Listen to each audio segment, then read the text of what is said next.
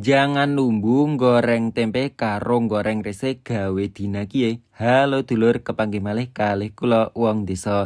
Dadi dina ki nyong gak jangan lumbu tapi saurunge kek nyong tak ngejuk wedang dingin. Non kene kek rasane nek wedange karo segane wis mateng kek beban uripe kek wis kelong seprapat ngono iki lho. Dilanjut karo ngulek bumbune non kene nyong nganggo bawang, brambang, kemiri, kencur karo lombok setan diulek ndang nganti lembut terus lanjut digongso. Digongso ndang nganti mateng aja kelalen dicarupi banyu cekene ora gosong. Nengon kene mbasa wis mateng terus tak tambahi karo resik urang digongso ndang nganti mateng maning. Nek wis mateng terus ditambahi karo parutan krambil. Gula uyah micine aja ngasih kelalen diaduk-aduk sedela terus ditambahi karo banyu nengon kene lumbune sekalian dicukurake dodak-aduk ndang nganti rata terus ditunggoni nganti mateng nganti nyresep. Selagine karo nunggoni lumbune mateng nengon kene nyong karo tak goreng tempe uyah bawang nengon kene digoreng nganti golden brown. Bahasa wis golden brown kayak ngene iki terus dintas dilanjutake karo goreng rese nengon kene seperti biasanya tak tambahi micin cekene tambah gurih cekene tambah pinter.